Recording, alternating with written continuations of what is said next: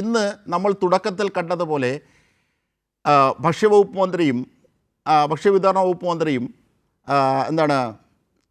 V D സതീശനും തമ്മിൽ ഏറ്റുമുട്ടിയ ഒരു വാക്ക് നമ്മൾ കേട്ടിരുന്നല്ലോ നേരത്തെ.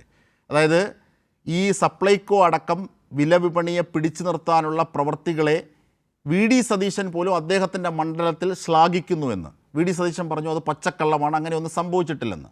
നമുക്ക് വി ഡി സതീശൻ പറവൂരിലെ ആ സപ്ലൈകോയുടെ സ്റ്റാൾ ഉദ്ഘാടനം ചെയ്തുകൊണ്ട് പറഞ്ഞതൊന്ന് കേൾക്കാം. പറവൂരിൽ നമുക്ക് ആ വാക്കുകളൊന്ന് കേൾക്കാം. V D Satheesan. നമുക്കറിയാം, രൂക്ഷമായ വിലക്കയറ്റമുള്ള ഒരു കാലമാണ്. എല്ലാ സാധനങ്ങളുടെയും വില വർദ്ധിച്ചുകൊണ്ടിരിക്കുന്ന ഒരു കാലമാണ്. പ്രത്യേകിച്ച് സീസൺ വരുമ്പോൾ, ഫെസ്റ്റിവൽ സീസൺ വരുമ്പോൾ സ്വാഭാവികമായ വിലക്കയറ്റം ഉണ്ടാവും, കൃത്രിമമായ വിലക്കയറ്റം ഉണ്ടാവും മാർക്കറ്റിൽ. അപ്പോഴാണ് സപ്ലൈകോയുടെ പ്രസക്തി. മാർക്കറ്റ് ഇൻ്റർവെൻഷൻ നടത്തുക. അത് 13 സബ്സിഡൈസ്ഡ് ഐറ്റങ്ങൾ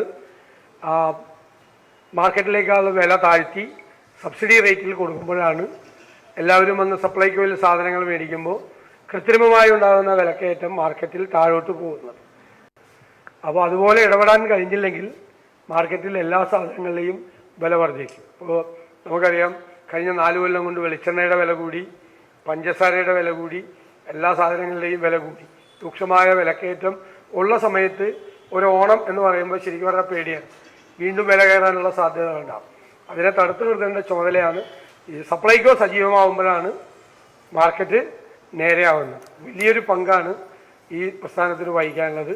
അതിന് ഈ സീസണിൽ കഴിയട്ടെ, ന്യായമായ വിലയ്ക്ക് എല്ലാവർക്കും സാധനങ്ങൾ കിട്ടി എല്ലാവരും സന്തോഷത്തോടു കൂടി ഓണം ആഘോഷിക്കാനുള്ള അവസരം ഉണ്ടാകട്ടെ എന്ന് ആശംസിച്ചുകൊണ്ട് ഞാൻ ഈ ഓണം ഫെയർ ഉദ്ഘാടനം ചെയ്തതായി അറിയിക്കും. ഇതാണ് വി ഡി സതീശൻ അന്ന് പറഞ്ഞത്, നിയമസഭയിൽ ഇന്ന് പറഞ്ഞത് താൻ ഉദ്ഘാടനം ചെയ്യുക മാത്രമേ ചെയ്തിട്ടുള്ളൂ എന്നാണ്, വിളക്ക് കൊളുത്തുക മാത്രമേ ചെയ്തിട്ടുള്ളൂ എന്നാണ്. പക്ഷേ അതല്ല. വി ഡി സതീശൻ അവിടെ സപ്ലൈകോയുടെ പ്രസക്തി, അത് പിടിച്ചു നിർത്താൻ കാലങ്ങളായുള്ള വർഷങ്ങളായുള്ള ഇടപെടൽ, ഈ 9 വർഷമായുള്ള ഇടപെടൽ കൂടിയുണ്ട്, ഇടപെടൽ ഒക്കെ അദ്ദേഹം അഡ്മിറ്റ് ചെയ്യുകയാണ് അവിടെ. എന്നിട്ടാണ് നിയമസഭയിൽ വന്ന് ഈ വിധത്തിൽ പറയുന്നത് താൻ അങ്ങനെ പറഞ്ഞിട്ടില്ലെന്ന്. ഇതടക്കം താങ്കളുടെ പരാമർശങ്ങളിലേക്ക്. അജിംഷാദ്, ഇന്ന് നിയമസഭയിൽ വി ഡി സതീശൻ പറഞ്ഞതും നിങ്ങളിപ്പോ കാണിച്ച ക്ലിപ്പിംഗ്സ് അതെവിടെയാണെന്ന് എനിക്കറിയില്ല, പറഞ്ഞതും തമ്മിൽ എന്ത് വ്യത്യാസമാണുള്ളത്?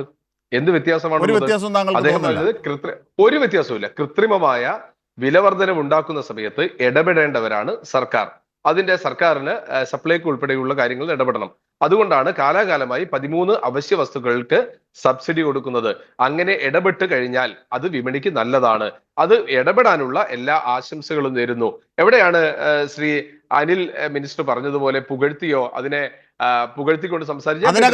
അതിനകത്ത് കൃത്യമായി പറയുന്നുണ്ട്. ഞാൻ ഒരിക്കൽ കൂടി അത് കേൾപ്പിക്കാം, അതിന്റെ സമഗ്രതയിലേക്ക്, അത് പൂർണ്ണമാക്കി ഞാൻ സമഗ്രതയിലേക്ക് കേൾപ്പിക്കാം.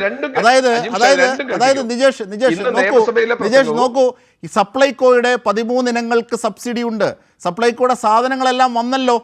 വന്നു എന്ന് അവിടുത്തെ ആൾക്കാർ പറഞ്ഞു. സന്തോഷം. ഇത് പറയുന്ന അടക്കമുള്ള ആ ബൈറ്റിലെ ഭാഗങ്ങളുണ്ട്. ഞാനത് കേൾപ്പിക്കാം, താങ്കളിലേക്ക് കേൾപ്പിക്കാം.